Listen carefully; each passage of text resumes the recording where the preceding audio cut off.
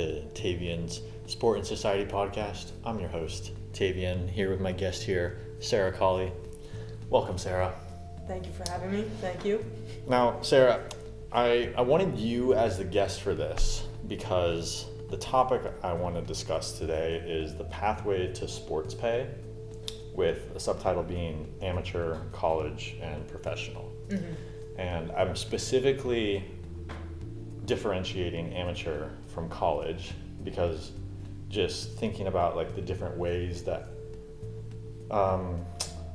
young athletes can work their way into a paid career with sports has many avenues.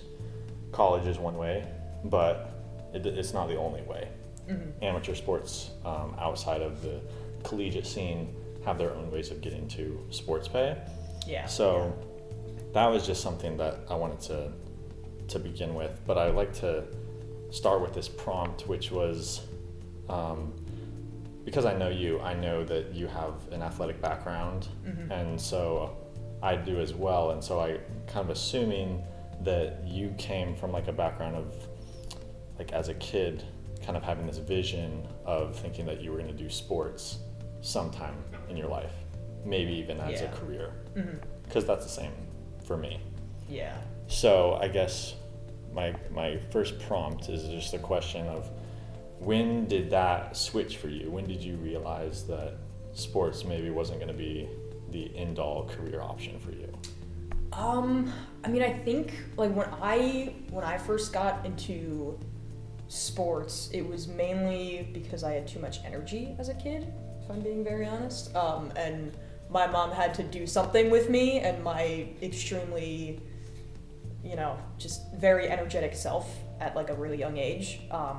So like I started getting into sports around like middle school, I think, because that's when it was really offered, because elementary school doesn't have programs. You could do rec programs, which I had done with like basketball and whatnot, but I started getting into track and cross country in middle school, but I didn't necessarily take it too seriously, I don't think, until around like 8th grade.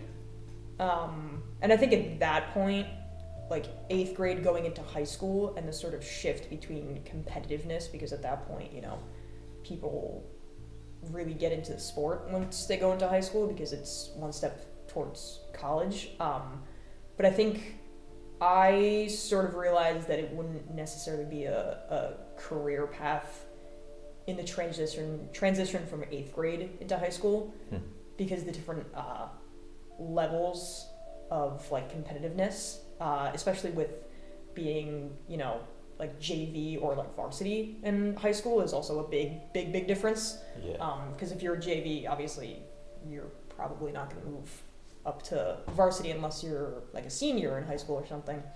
But yeah, I think you'd have to be 8th grade going into high school, I think, was kind of when that sort of shifted, just because I started learning more about the sport and the standard that people who actually get paid to do it are at, and I'm like, okay, I'm definitely not there. So I think that was more or less when that was kind of realized. Yeah, I guess I had like a similar trajectory, because I had started doing sports from a very young age. Yeah. And like even in elementary school and middle school, I remember like playing football with all my friends. Yeah. Like lunch or whatever. Mm-hmm. And I remember thinking that was going to be my career. I thought I was going to go to like the NFL, be like some big superstar, and like at least like get far enough to where that would be like a career that I could like retire and like just have it support me for the rest of my life. Yeah. But then like similar timeline, it was like around like the end of middle school where I had to like that moment of realization that that's kind of like unrealistic. Mm-hmm. That the threshold for skill in achieving that level of success is something that, it's kind of unfortunate to like say it this way, but like hard work can only do so much. Absolutely. No, seriously. Especially so much of it is going to be genetics. So much of it is going to be, like I 100% agree with that. Right place, right time. Like there's a lot of factors that kind of build up into that. Oh yeah. So, I don't, you know, I don't think that was like something that was going to be putting me through life. So there was definitely like a switch. So like okay, so it sounds like we had like a similar timeline for that. And you know, I bring that up as like the first prompt because recently with NIL, like you know, licensing essentially, it kind of opens the door for athletes who make it to the collegiate scene, but not necessarily the professional scene, to also sort of have like a little baby career in between. Yeah, a little bit more. You know, it's not going to be like the longevity is not going to be there, but the fact that they do get some sort of credit or some sort of like form of pay for name, image, likeness, things like that. That kind of changes the scene. Which I think like just it's like one step that can lead to many more steps of changing this whole dynamic of like what it means to have a career in sports. Like the professional scene is kind of like it's almost been like kind of chipped away at, and that it's not the only way you can get paid being an athlete. Which I think definitely. You know is pretty great. I think it opens the door for like a lot more opportunities. Yeah, I agree. But I guess like one reason that like I think you are a good person to talk to is because I'm removed from the collegiate scene. My sport being boxing, there's not really any collegiate opportunities for that to be a success, which is why like in the title for this topic, separating amateur from college, is because at least in my route, like if you want to become a paid athlete in boxing, you're not going to college. You don't even have to go to college. No, you're like just you're going through the amateurs and you know similar to the college route where they'll have scouts at events. There's scouts at boxing events. So the route kind of splits. It follows like the same. You have like the same kind of milestone that you hit, but it's a different route.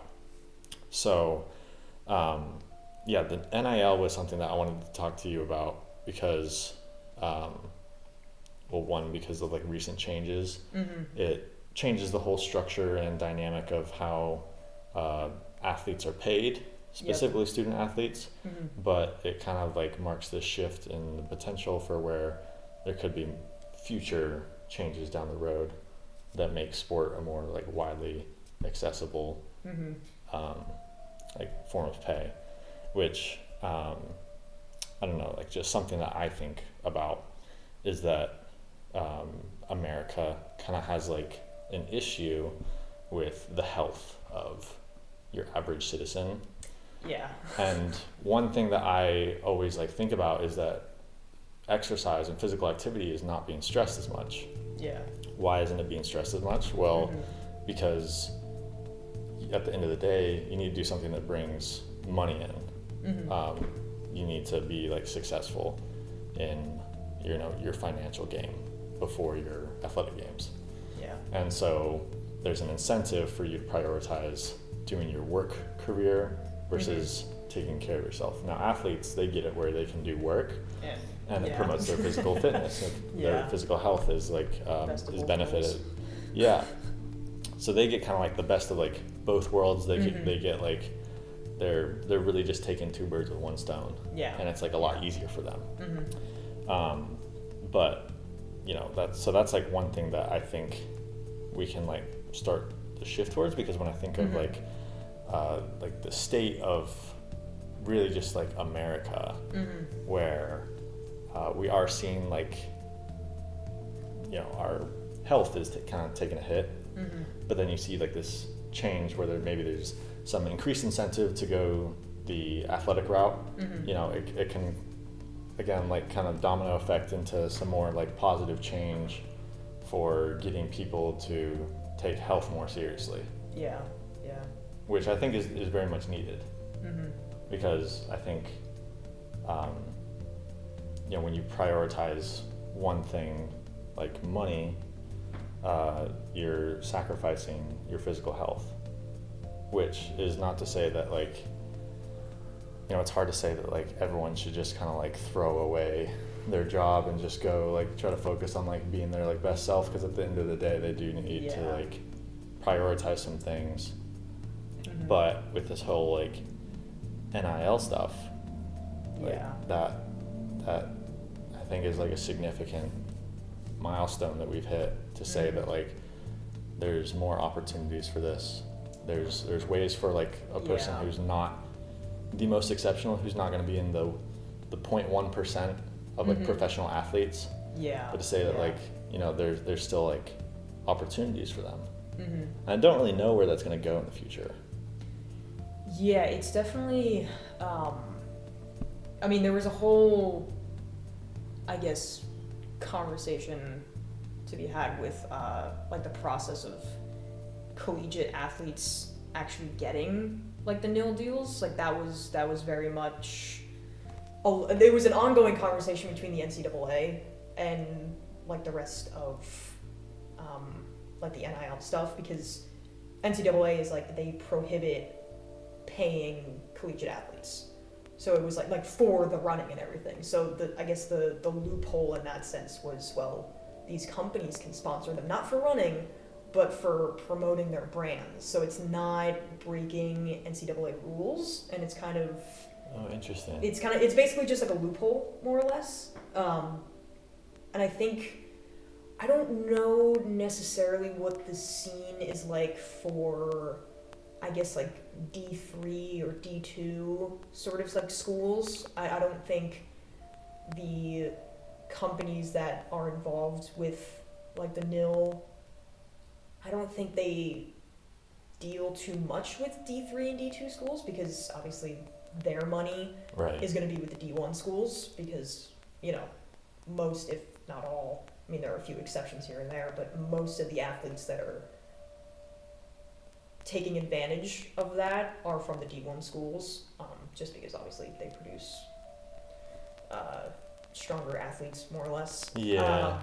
So I think it's definitely still opening an opportunity for a lot of, I guess, like pay to be had for like, collegiate athletes, because, you have, I guess in the running scene at least, with like track and field, what ends up happening is it's the U20, which is under 20 sort of world championships that they have, and you have these college kids basically that are going to these championships, and it's basically their little mini version of, I guess, the Olympics, more or less, like the under 20 sort of range, but they're not getting paid for it. So it's like they're doing this and they're competing, and they might have the title of fastest 100-meter race, or like fastest 100-meter runner for U20, but they're not getting paid for it because they're still under NCAA rules. Right. If, again, that is for the U.S. Other countries, they have their own set of rules, but for the U.S., it's definitely more strict in that sense.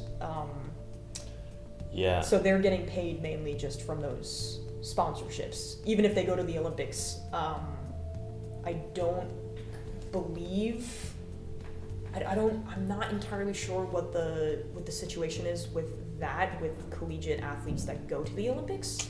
Right. I'm not entirely sure if I'm assuming they would get paid just because it's under like World Athletics, and obviously the Olympic Committee, so that they have their own separate rules, and I don't know exactly where the crossover between that and NCAA sort of happens. I would imagine, since it's not an NCAA sanctioned race with like the Olympics and World Indoors and Outdoor Championships, they do get paid for it.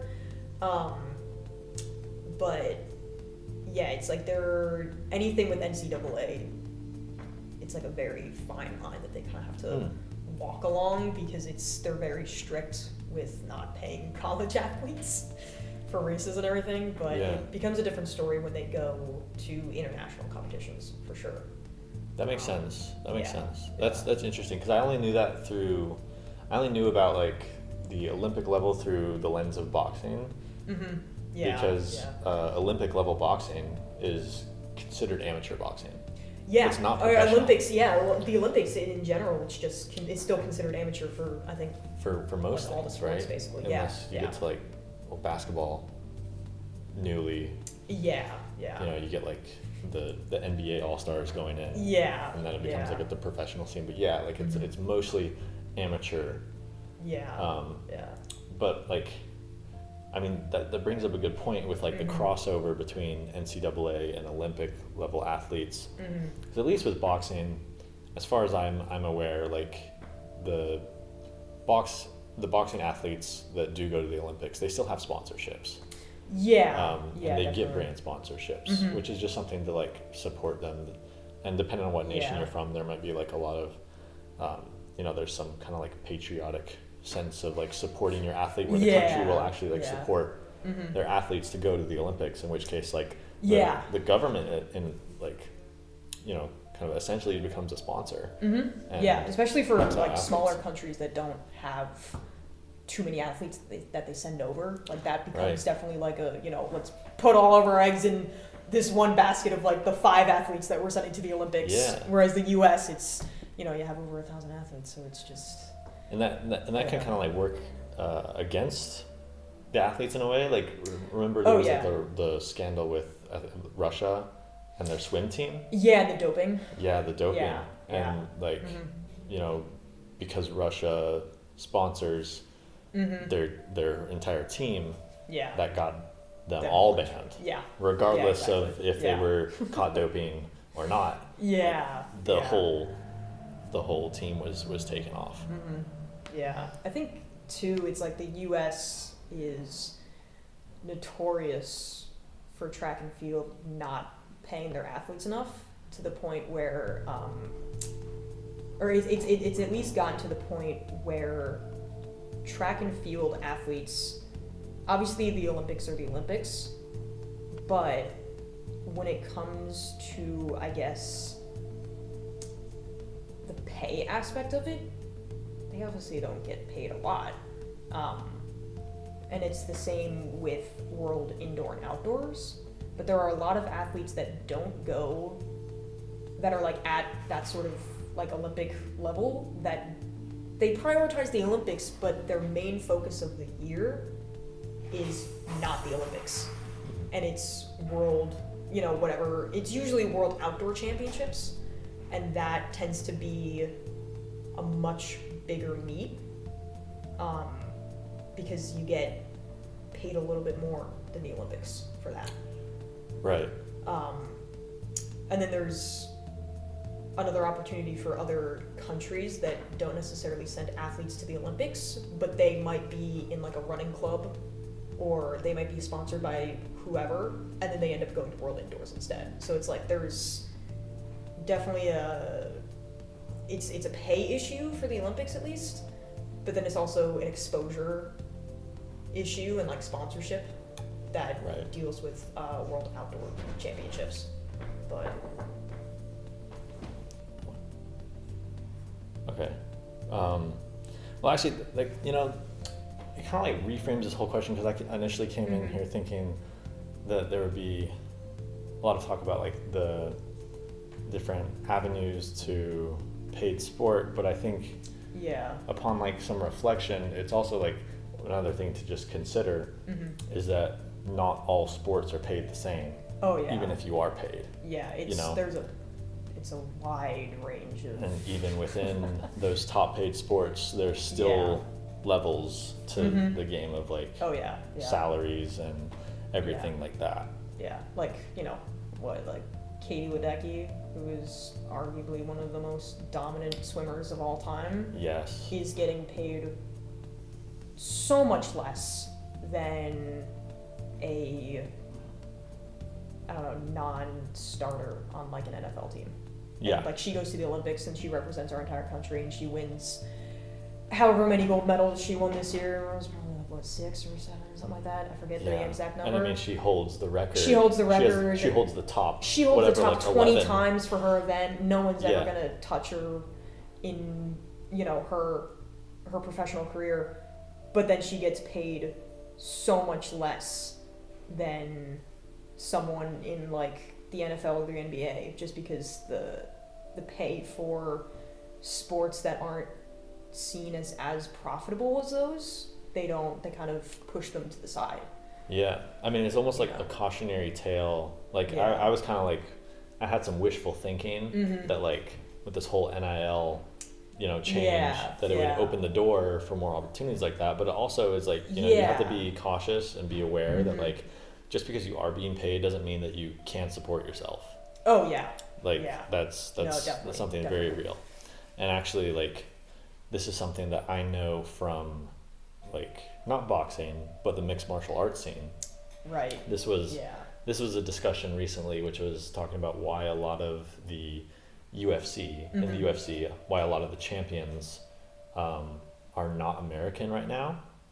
And like why there's a dominance from other countries, which there's a number of factors that can come down to. Yeah. But one perspective that I thought was really interesting was talking about like the incentive to go into mixed martial arts is just not there for American athletes, American fighters. Yeah. And one thing is that one argument that I saw was that because the UFC, which is seen as like the most profitable mixed martial arts organization in the world, their base pay, their base contract pay is $10,000 to show up and $10,000 to win. Wow. So if you show up and you lose, you get $10,000. If you show up and you win, you can get $20,000. Yeah. Which, after taxes and all your coaches' fees, your gym fees, all that, you don't see that $10,000. Yeah. But why there's not an incentive for American fighters to follow into that is not just because like the money isn't that great, but because in America, $10,000 can only get you so far. Yeah. Whereas like in other countries, or like Brazil, $10,000 can support your entire family for however long. Yeah. And so, even if you are only showing up to get $10,000 and lose, that still changes your life. That's still and it's a reason for hundreds of athletes from all these different countries to kind of flock to mixed martial arts. But why it's not as lucrative for American fighters. Like there's the financial incentive is not the same. $10,000 is $10,000, but depending on your background, that could mean a completely different thing. Yeah. I mean, like I had a family friend like a few years ago. I don't know if I believe he's still fighting. I think so, but he like very much like amateur fighter. But I remember like this was like pre-COVID definitely, but he would talk about like, oh yeah, I got like 3 fights this week, because it's literally like you have to have. It's basically you're like at that point when you're very much like an amateur fighter and you're trying to work your way up, you're basically working a 9 to 5, but in the fighting sense, it's like that sort of rigor is like insane, whereas amateur I don't even know what to really equate it to. I guess I would equate it to just running, just because I know more about that. Like amateur running, you're in like a track club and it's a little, it's still demanding, but it's not like mixed martial, like MMA sort of demanding if you're trying to do that sort of route of just like amateur fighting, and you end up doing however many fights a single week just because there's no other way to support yourself if that's something that you want to do. Right. Which is kind of crazy to think about. Yeah, it's definitely that's definitely an interesting topic. Like I remember, like I didn't even take it as far as I could have. Like I stayed in the amateur scene. And didn't even do it for really that long in the grand scheme of things. But like I remember like the amount of devotion you had to like give to it. Like I remember like giving up like homecomings and proms and weekends and football games, like saying no to a lot of activities because there's like a commitment level that is expected of you. And even if it's expected of you and there's no one telling you have to do it, but at the end of the day, if you don't do it, the consequences are kind of like there. Yeah, definitely. They're very real. Yeah.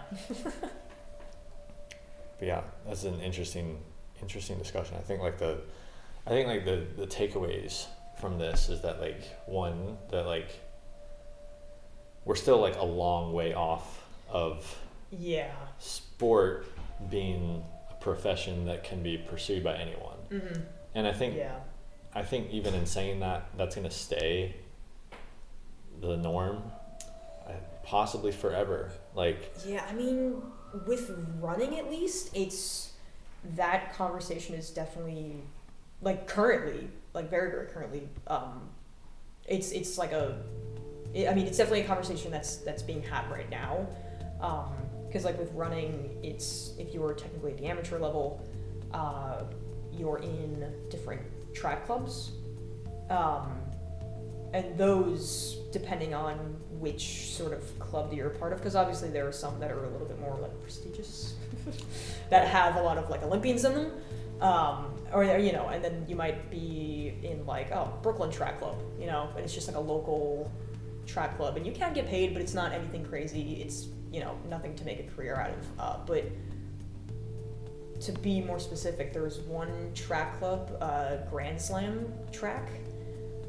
They have athletes like Nikki Hiltz, Cole Hawker, Yared Nuguse, Josh Kerr, like all these like distant, like a lot of big middle distance Olympians, and then who else is I believe Gabby Thomas, Sydney McLaughlin-Larone, like a lot of other like sprinters and everything, and that's like one of the largest, I think, one of like the heavy hitter track clubs I'd want to say, like they have a lot of Olympians, but they had announced it like a few weeks ago, they're like the highest paying track club now. Like they're paying significantly more than any other track club has in the past, and any like championships have in the past. So like the meets that they have now, they're paying athletes basically what they should be getting paid for.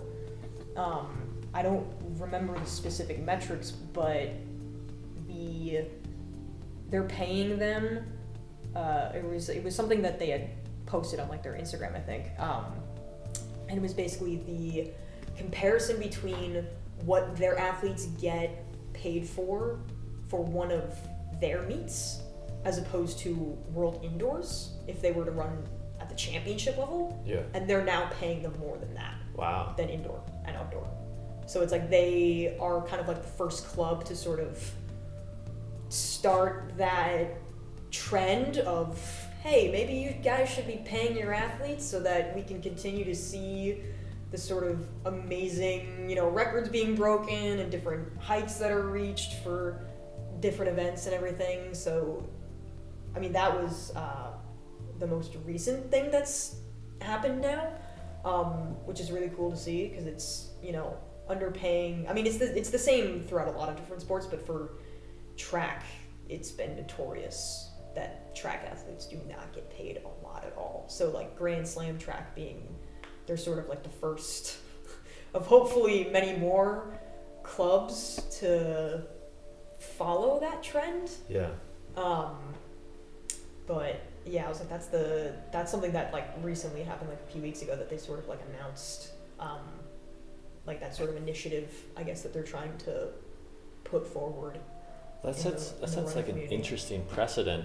Yeah. Because until the World Championship, changes. Yeah. It's almost like, not saying that club, Grand Slam, like doesn't have the best athletes. Yeah. But it's almost like you don't have to be the best to get paid the most. Mm-hmm. You just have to be part of the right club. Yeah. Yeah. I think that's it's becoming a lot more common now, where it's like track clubs are basically just teams. Yeah. So it's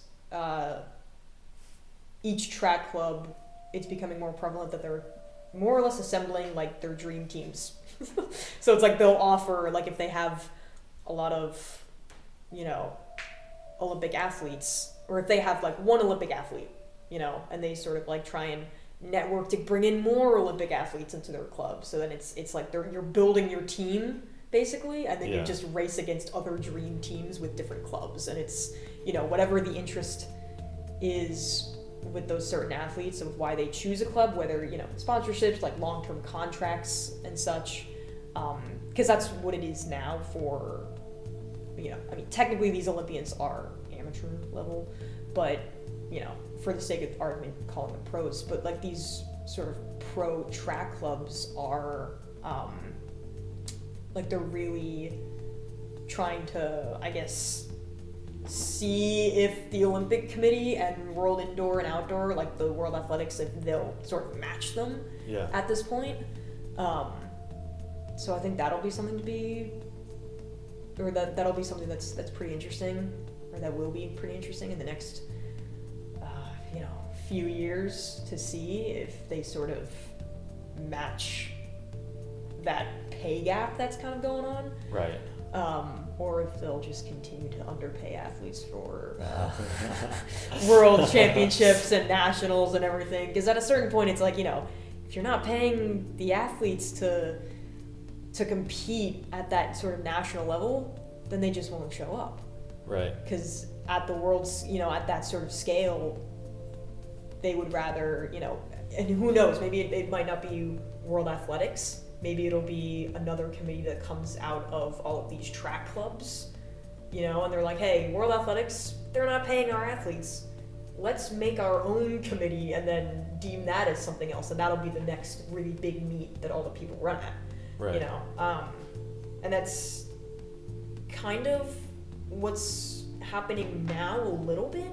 Like, you'll have meets that are taken very seriously because it's seen as like a meet that is sort of like a precedent before you go on to indoors, whether like not necessarily like nationals, like in terms of like national championships, but there are just some meets that are notorious for having a lot of Olympic athletes, whether it's the US or like different countries that tend to go to those meets.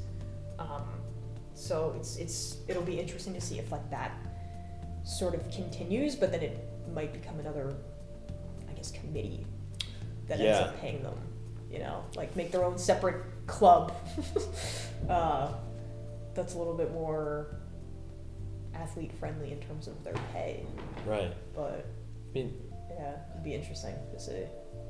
I will wrap this up soon, but I will just say that like there's like this conversation could go for hours. Oh yeah. To talk about this. Absolutely. Like even what we had just talked about, like this most recent kind of topic. Yeah. Something that you said earlier was paying athletes what they should be paid. Yeah. Which that opens a whole can of worms of like, what should an athlete get paid? Because obviously there's so many topics that kind of like branch off from just that one statement. Yeah. There's viewer retention for like big league sports, which has been like been like the foundation for a lot of arguments as to why like women are paid less, is because you don't bring the amount of viewers. Right, because like the amount of viewers for male sports is so much higher. It's like that's the justification for why we pay them so much more. But back to what you said, like it's kind of like how do you justify or like how do you quantify what an athlete is worth being paid? Like now we have so many athletes, in different in sports. The MLB, the NFL, NBA. Even a few years ago when Patrick Mahomes signed his $500 million deal to play football, like now that number was out of this world a few years ago, and it's already been broken by Juan Soto just broke it. Yeah, it was like they just broke that for the Mets. He's now $700 million, right? Which is $200 million more than Patrick Mahomes, who a few years ago, $500 million was kind of like out of this world. Yeah, and that's like $450 million more than some athletes will ever see in their entire life. Yeah, like with their sports that they play, right? They compete in at national levels. So like, and like.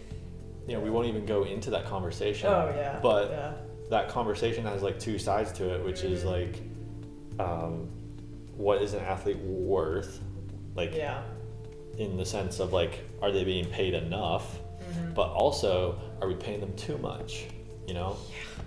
Because there's so many athletes who put so much in and who also get so much recognition. Yeah. But then like, and this isn't to detract anything from like those top paid athletes, but 700 million, 500 million.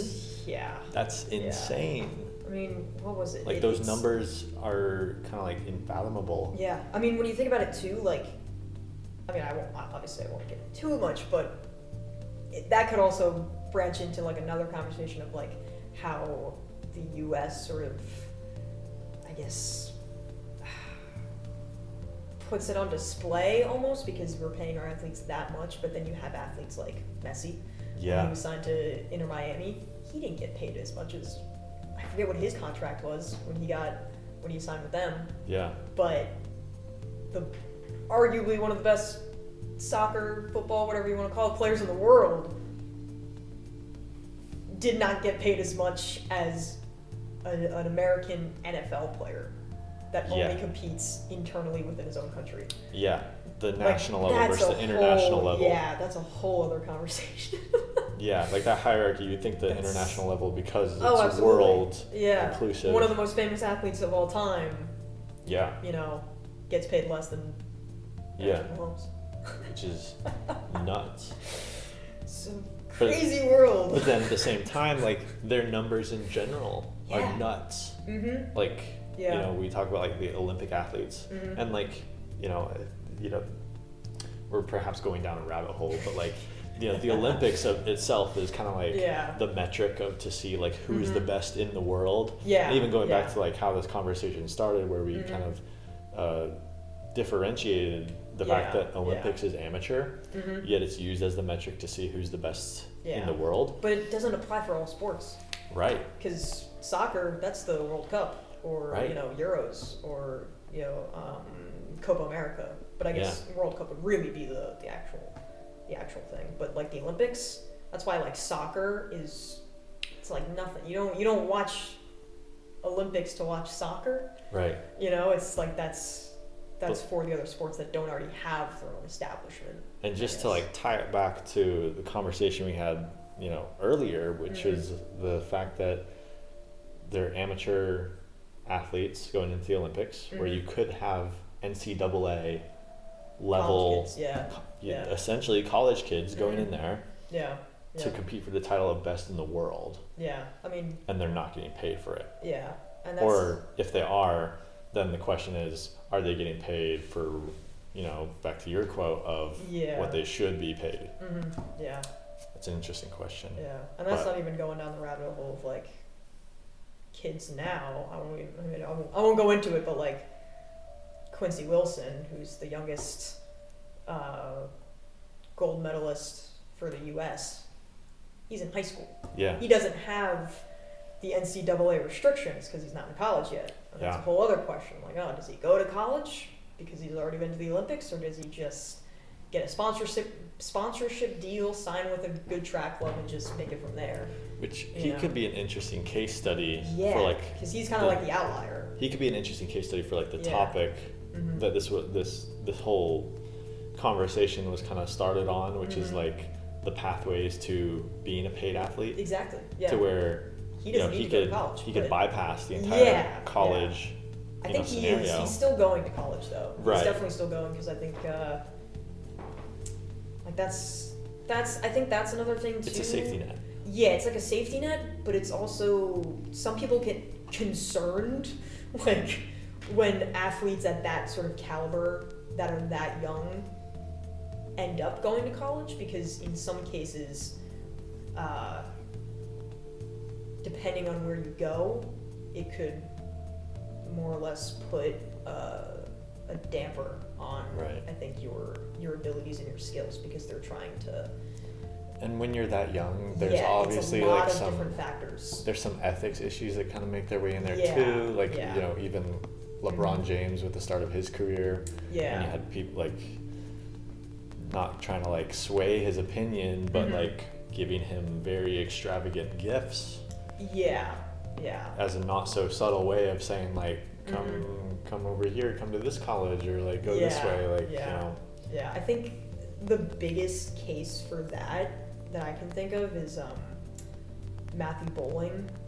He's you probably don't know his name because you know he's now not at the caliber that I think he could have been.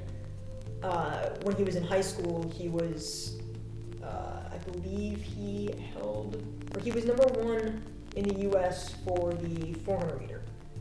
Like that was his race, and then he was also very, very fast in the 100. I don't think he was at the very top for the 100. I don't believe he was, but for the 400 he was. But then when he went, obviously when he graduated high school, the whole thing was like, does he just go pro or does he go to college? He ended up going to Georgia State Bulldogs, you know, and now he didn't go to the Olympics for the 4x4 because I think his sort of, I don't want to say his peak because he's still going to World